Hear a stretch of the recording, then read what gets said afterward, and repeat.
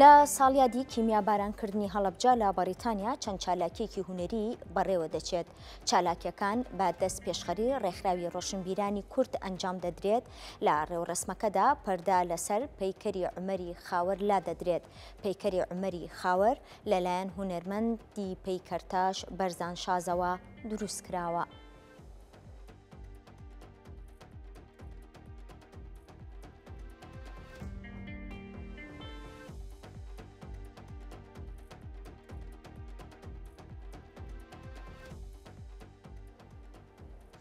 گروپی میوزیکی هەورامان لە پەرلەمانی سوید یادی قوربانیانی هەڵەبجەیان بەرزڕاگرت. ئەم چالاکی گروپی میوزیکی هەورامان بە هاوکاری حکوومەتی هەرێمی کوردستان ئەنجامدرا و تایدا هونەرمەند فەرزاد مەهدیانی گۆرانی هەیباران و سیا چەمانەی غەریب و شاهۆی چڕی. گروپی میوزیکی هەورامان ساڵی 2024 لە وڵاتی سوید لەلایەن چەند گەنجێکەوە دامەزراوە. ئامانجیان نیشاندانی میوزیکی ڕەسەنی کوردیە بە تایبەت هەورامان بۆ هەموو جیهان.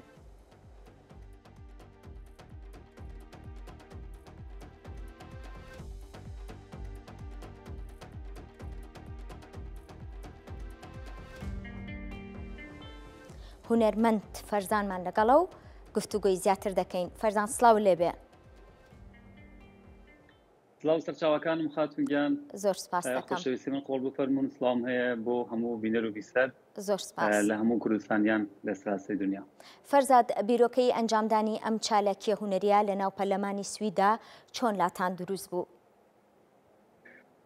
بەڵێ وەکو گروپی موسیقای هەورامان خۆلیای ئەوەین و ئامانجمانەوەیە کە بتوانین لە بۆنە تایبەتەکانی نەتەوەی کورد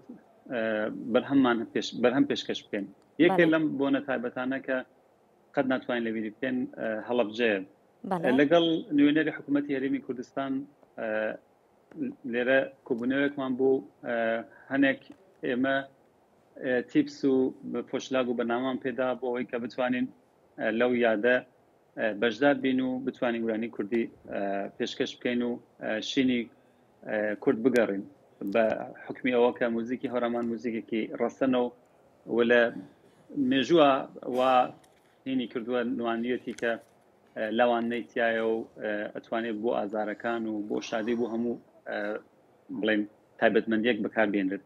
لەگەڵ جەنابیان بەنامەمان دروست کرد و گروپەکەمان لە فینلەند و لە ستۆکۆڵم بەشداربووان هاتن و لەگەڵ ئەوان توانیمان شتێکی جوان پێشکەش بکەین کە پێم وابێ توانیمان پردێک دروست بکەین و بووین بە دەنگی ئەو شەهیدانە کە بە نەعەداڵەتی گیانیان سپارد. دەستەکانتان خۆش بێ. فەرزاد، هونەر بەگشتی و موزیک بە تایبەتی چ ڕۆڵێک لە پرسەنەتەوەیەکاندا دەگێڕێت؟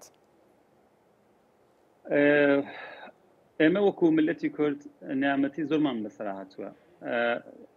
زۆر پێویستە کە ئەم بڵێن نیامەتیانە بتوانین لەگەڵ جیلی نوێ شێری بکەین بە حکمی ئەوە کە بەرحاڵ زۆر گرنگە کە ئێمە مێژووی خۆمان بناسین و جیلی نوێ موزیکی خۆی مێژووی خۆی ئاشنا بێ لەگەڵی شتێک کە بتوانێت بە ئاسانی لەگەڵ ئێستا پەیوەندی بگرێ. ئەو کاتەوە بۆ ئێستا هونەر ئەتوانی ئەم کارەکە. ئێستا ئەگەر پێکەرتاشێ بێ، ئێستا ئەگەر بێ فیلمێک بێ یا میوزیکێک بێ، ئەتوانێ بڵێن ئەو بەسەرهاتە دووبات بکاتەوە بۆ نەتەوەکە و هەروەها بۆ دەرەوەی کوردستان ئەو کەسانەکە نازانن کورد چی بەسەر هاتووە. و پێم وابێ میوزیک یەکێک لەو بڵێن یاوگە هونەریانەیە کە فرە بە ئاسانی ئەگەر سەلیقەی لە کتێکەڵ بێ ئەتوانێ ئەو خەمە ئەو ڕەنجە پێشکەش بکات و ببێ بە مەرهەمێکیچ.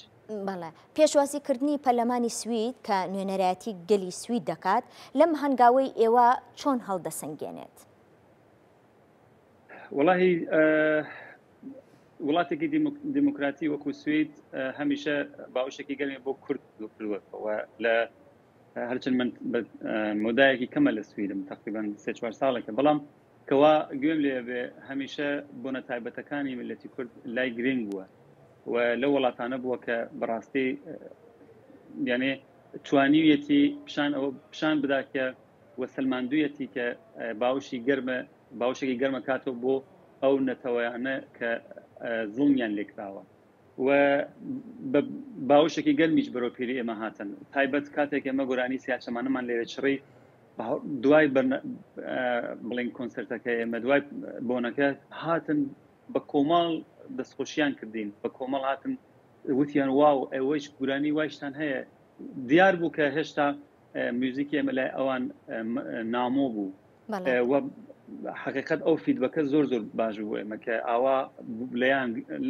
لای ئەوان گرنگ بوو و دەستخۆشیان کردین. بەڵێ بە پۆچوونی بەڕێستان تاوانی کیمیا بارانکردنی هەڵەبجە وەک پێویست لە کای هونەری ئێمەدا ڕەنگی داوەتەوە؟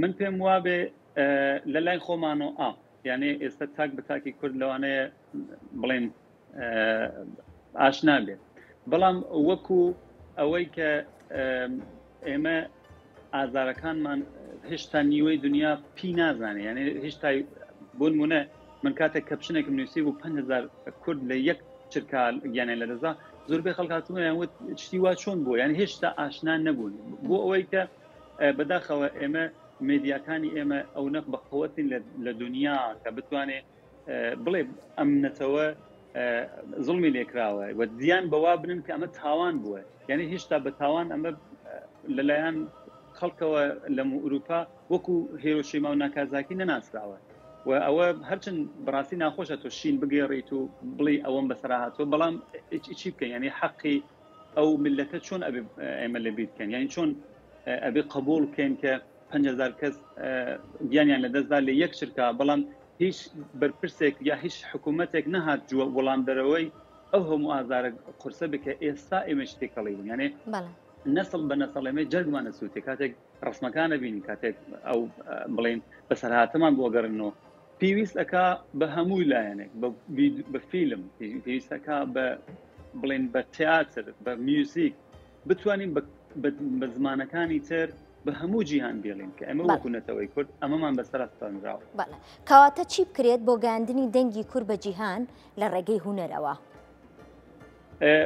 پێم وابێ وەزارەتی ڕۆشنبیری ئەمە ئیشی ئەوانە یعنی چۆن ئیشی ئەوانە ئەبێ ئەوان بۆ لای خۆیان کەیسێکیان هەبێ بۆ ئەوەی کە بتوانێ هاوکاری هونەرمەندانێک بن کە ساحیب بیرۆکەن ساحیب فکرن بتوانێ لە ڕۆی ئاسانکاریەوە یارمەتیان بکە زۆرن ئەو هونەرمەندانێکە بۆ نمونە ئیشیان کردووە تایبەت لە ڕۆژهەڵات ببوونە بە حکمی ئەوە کە دەسەڵات نییە دەسەڵاتی مادی ناتوانە شتەکانیان پێشکەش بکەن یانێ فیلمی سینەمایی بۆ نمونە هەوڵی لەگەڵ لە دەکە دروست بکرێ ینی بەرهەمی هونەری بە هەزار شێوە بەڵام ئەمە ئیشی حکوومەتە ئیشی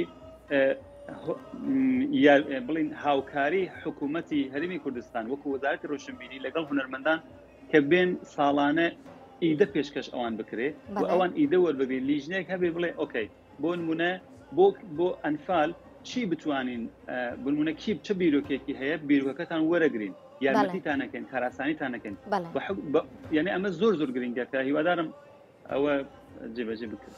هونەرمەند فەرزاد مەهدینیە سوپاس کە بەشدار بووی لەگەڵمانە.